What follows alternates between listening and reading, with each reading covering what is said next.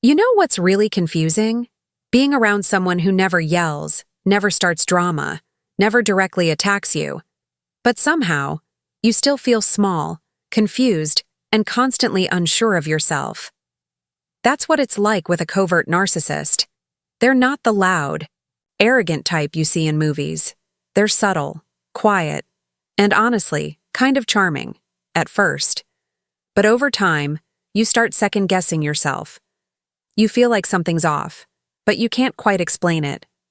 That's because covert narcissists don't come at you head-on, they get in your head. In this video, I'm going to walk you through 5 quiet signs of covert narcissism that are easy to miss, but really important to recognize. Let's start with sign number 1, passive aggressiveness. A covert narcissist won't fight you directly. That would mean giving you clarity, and they don't want that. Instead, they'll cut you with sarcasm. They'll make jokes at your expense in front of others. And if you react, they'll say, "Relax. I was just kidding. You're too sensitive." Or they'll go silent for hours. Or days. You'll feel like you did something wrong, even if you didn't. They use passive aggressiveness to punish, control, or manipulate without ever looking like the bad guy. It's a way to make you feel guilty, small, or unsure, while they keep their hands clean.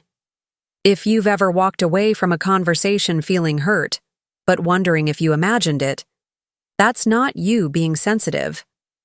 That's a covert narcissist doing exactly what they do best, creating doubt without leaving fingerprints. Let's move to sign number 2, because it goes hand in hand with this one. They twist every situation to make themselves look like the wounded one. Let's talk about something that will slowly mess with your head, the victim mindset. Covert narcissists love to play the victim, not because they are one, but because it keeps the spotlight on them and takes accountability off their shoulders. Here's how it works. You bring something up. Maybe how they made you feel dismissed or unheard. And instead of listening, they instantly flip the script. Suddenly, they're the one who's hurt. They'll say things like, "I can't believe you'd say that after everything I do for you." Or, "Wow, I guess I'm just a terrible person then, huh?" Now you're the one comforting them, apologizing, second-guessing what you said, even though your feelings were completely valid to begin with. And this is where it gets really twisted. They make you feel guilty for having boundaries. They make you feel selfish for expressing needs. And little by little, you stop speaking up altogether, because every time you do, it turns into a drama about them. That's the trap of the covert narcissist. They don't explode, they implode. They sulk, withdraw, cry, or act wounded, and they do it just well enough to make you question whether you were the one in the wrong all along. Over time, this constant role reversing eats away at your self-trust. You start believing that you're the problem, that you're too demanding, that maybe, just maybe, you really are the bad guy. But here's the truth. You're not. You're just stuck in a cycle where your emotions don't get to matter. Only theirs do. And that's not healthy. That's not love. That's manipulation. Dressed as vulnerability. Ready for sign number 3? It's one that hits especially hard because it's wrapped in compliments. "You look great. I didn't think you could pull that off." Let's talk about the compliment that doesn't feel like a compliment. You've probably heard one and smiled politely, but deep down, something about it stung. That's a backhanded compliment. And for covert narcissists, it's a favorite. Tool. Why? Because it lets them undermine your confidence while still appearing supportive or even kind. Here's how it usually sounds. "You actually look good in that? I'm surprised." "Wow, that's a smart thing to say." For you. "You're doing well lately. Must be luck." It's a little pat on the back, followed by a quiet slap. And the worst part? You hesitate to call it out because technically they did compliment you, right? But it didn't feel good. That's your gut speaking. And your gut is right. Covert narcissists use these comments to keep you uncertain, small, and just insecure enough that you keep seeking their approval. They don't want you to feel confident or independent, because confident people have boundaries. Confident people recognize manipulation. Confident people leave. So they'll dress their criticism in compliments, just enough sweetness to swallow the poison. And if you do call them out, they'll flip the script instantly. "You're so sensitive. I was literally just being nice. It's not your fault for feeling confused or hurt by these kinds of remarks." That confusion is part of the game. They want you off balance, questioning yourself instead of questioning them. But here's what I want you to know. Real compliments don't sting. They don't make you shrink. They don't leave you wondering. If you were just insulted, you deserve praise that builds you up, not digs wrapped in fake kindness. Let's move on to sign number 4. And this one is the most mentally exhausting of all: gaslighting. They make you doubt your memory, your feelings, even your sanity. This one's a big one, maybe the most damaging of all. Gaslighting doesn't just mess with your emotions, it messes with your mind. When a covert narcissist gaslights you, they don't scream or throw accusations. They're more subtle than that. And that's what makes it so dangerous. Because instead of arguing facts, they slowly start making you question your perception of reality. Let's say something happened. Maybe they ignored your messages for hours, or said something cruel in a conversation. You bring it up calmly, and they respond with, "That never happened." You're remembering it wrong.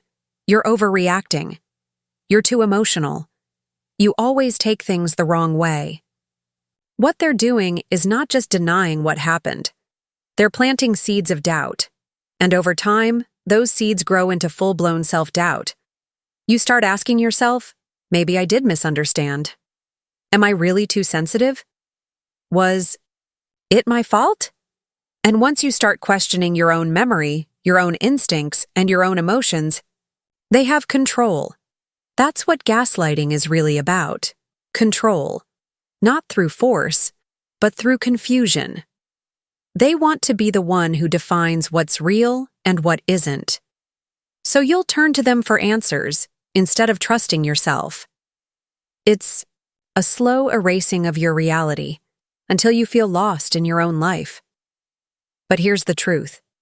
If you feel like you're constantly apologizing, constantly confused, or walking on eggshells just to keep the peace, that's not because you're broken. It's because someone's been slowly rewriting your reality. And I promise you, your feelings are real. Your memory is valid. Your perception matters. Let's talk about sign number 5 next.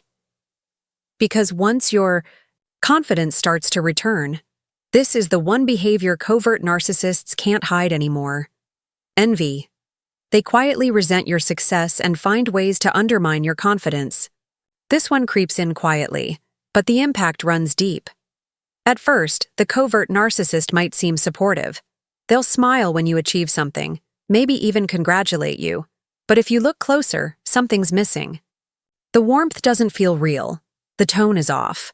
The words sound right, but the energy doesn't match. That's not your imagination. Underneath the surface, there's a quiet storm brewing. Envy. Covert narcissists struggle with anyone else being in the spotlight, especially if it's you. Someone they feel they should be above in some way. Your growth, your confidence, your happiness, all of it threatens their fragile self-image. And rather than celebrating your wins, they internalize them as reminders of their own perceived inadequacy. But they won't openly compete with you. That would be too obvious, and might reveal their insecurity. Instead, they chip away at your confidence in subtle, almost invisible ways.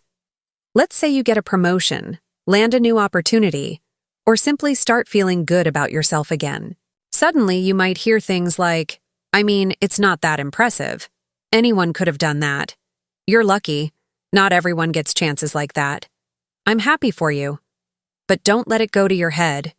These aren't outright insults, but they carry just enough weight to make you question yourself. That's the point. The covert narcissist doesn't need to tear you down directly. All they need to do is plant doubt and let it grow. Sometimes the resentment isn't spoken at all. It shows up as subtle distance. They stop texting back. They seem irritated for no reason. They become emotionally unavailable, right when you thought they'd be proud of you. And when you ask what's wrong, nothing. You're just imagining things. It becomes emotionally exhausting because on one hand, you're achieving good things, and on the other, the person who's supposed to care about you seems disconnected, cold, or even slightly bitter. But here's the truth. Your light doesn't dim theirs. It just reminds them they're not shining. You don't need to apologize for your success. You don't need to shrink yourself to make someone else feel secure. The right people will be proud of you. The wrong ones will resent you for growing beyond the version they could control. That quiet resentment, that subtle sabotage, that's not love. That's competition disguised as connection.